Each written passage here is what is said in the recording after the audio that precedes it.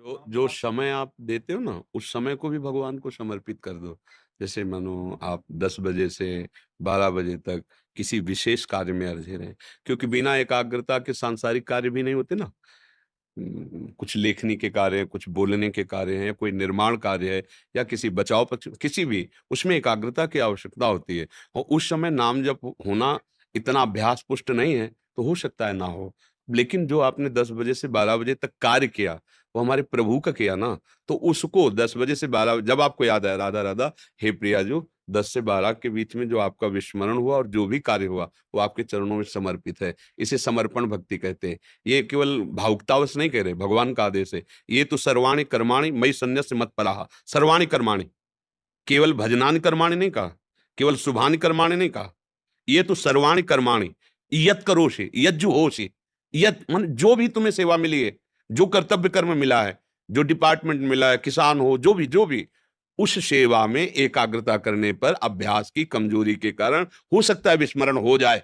पर हम प्रभु की प्रसन्नता के लिए वो कर्म अर्पित कर दें, तो वही भजन हो जाता है। इसे भागवत धर्म कहते हैं। नवयोगेश्वर एकादश स्कंद भागवत में पढ़ के देखना। नवयोगेश्वरों ने बताया भागवत धर्म का स्वरूप कि मन से, बुद्धि से, चित्त से, अहंकार से, अनेक जन्मों की वासनाओं से, स्वभाववश जो जो होता है वो सब परम पुरुष भगवान नारायण को समर्पित कर देने से भागवत धर्म, और भागवत धर्म करने वाला भगवत प्राप्त होता है।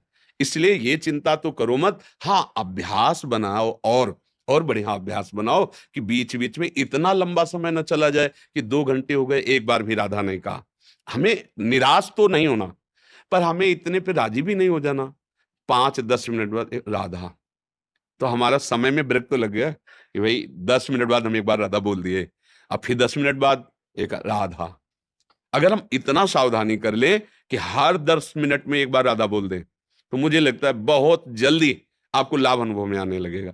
2 घंटे हो गए, हम भूल ही गए प्रभु को, फिर भी हम उसे भागवतिक बनाएंगे, उस समय को प्रभु को अर्पित करेंगे। पर अगर हम बीच बीच में ऐसा प्रयास कर लें, एक बार 10 मिनट में राधा बोलो, फिर देखो आप कैसे फंसा लोगे मन को। इसे चिंता लगने लगेगी कि अगले 10 मिनट में मुझे राधा जपना है, कई बार राधा बोल पाएगा, देख लेना आप इसे। इसे फंसाओ ना।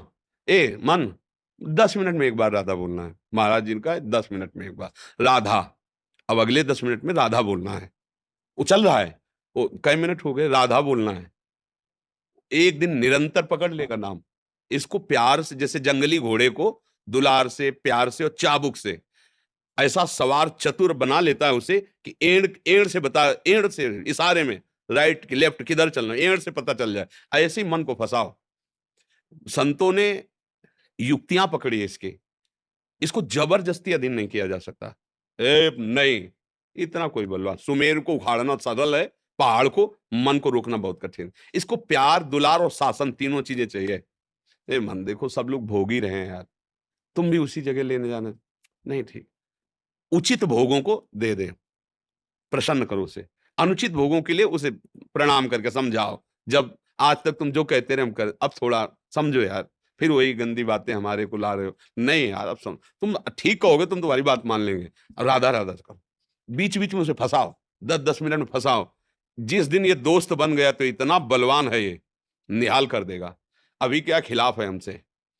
अब हम चाहते हैं भक्ति करना, और अभी तक हम इसका साथ देते रहे विषयों की तरफ। अब वो बलवान आदमी, वो तो जल्दी कब्जे में थोड़ी आएगा, जहाँ राधा तो टूटा विषयों की तरफ। नहीं चाहिए मुझे, मुझे वही चाहिए। अब उसको घसीटना है। अब भारी युद्ध है, छोटा मोटा, तभी तो साधना शब्द लगता है कि भाई साधना करो। अब हम धीरे धीरे इसे नाम में फंसाएं इसे। ये कभी कभी इसको पुचकारा भी जाता है, जैसे बहुत है, बहुत परेशान कर रहा है। क्या खाओगे? अगर समोसा चटनी मिले तो, हाँ, धनिया की चटनी और समोसा गरम गरम खरीद लाओ और ठाकुर जी को अर्पित करो, और उसे पौधे को, अब तुम्हारी बात मान ली, अब राधा राधा। इसे फुसलाओ भी।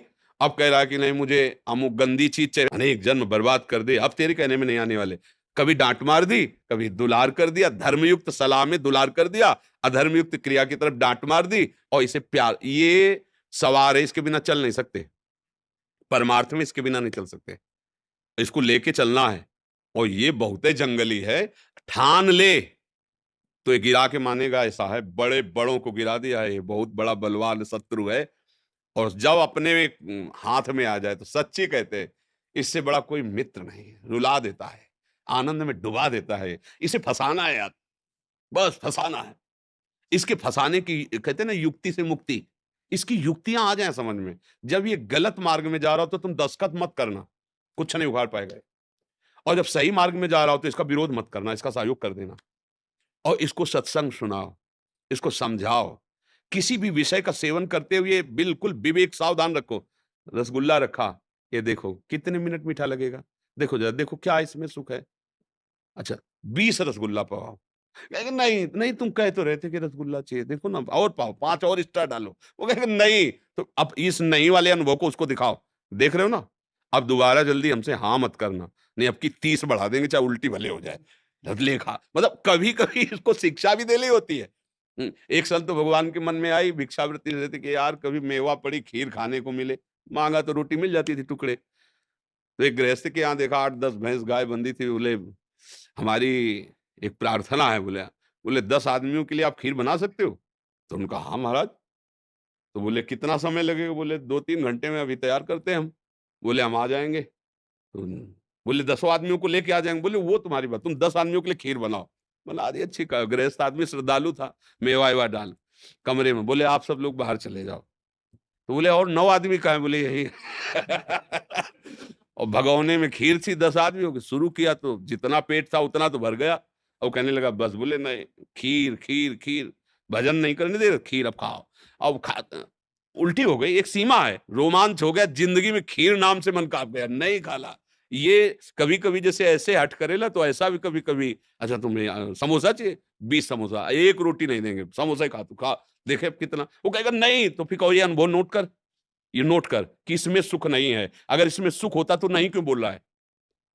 विवेक अगर साथ रखोगे तो हर जगह ऑपरेशन कर पाओगे। इसका ऑपरेशन कर लिया तो निकल जाओगे।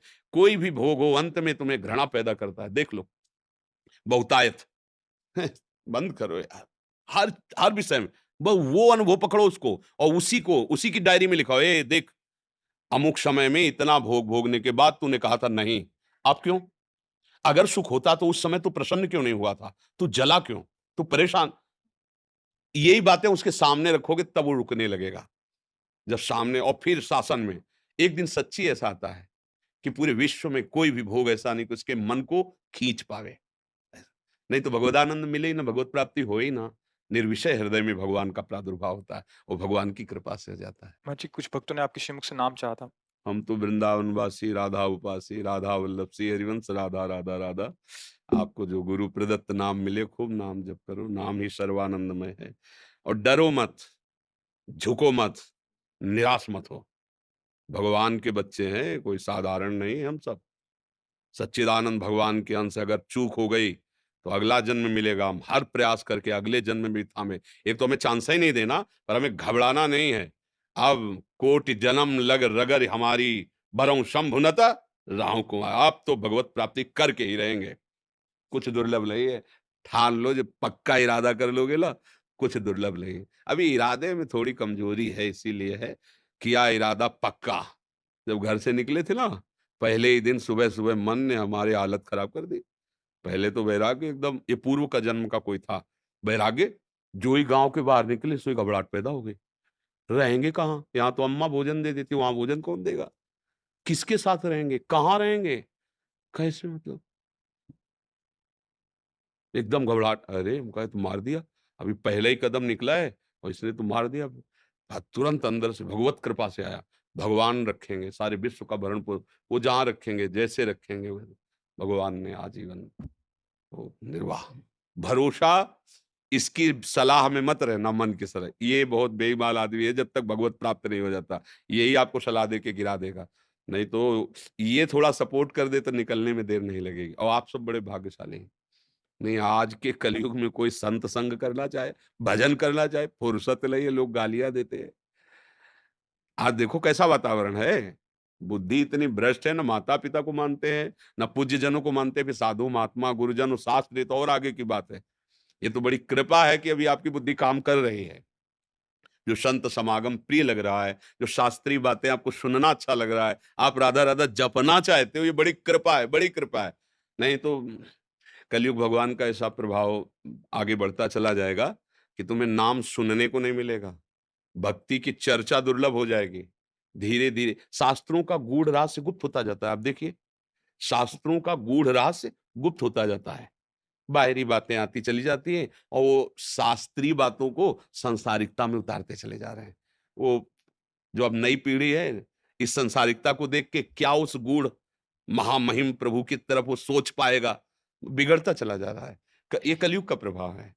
जहाँ से हमारा बनना है, वहीं हमारा सब बिगड़ रहा है। अभी थोड़ा कृपा है, तो आप लोग सावधान होकर कंठी तिलक बांधे हो चल रहे, आगे आगे इसकी भी सामर्थ्य नहीं रह जाएगी कि हम परमार्थ पे चल सकें। कहाँ चलें, कैसे चलें?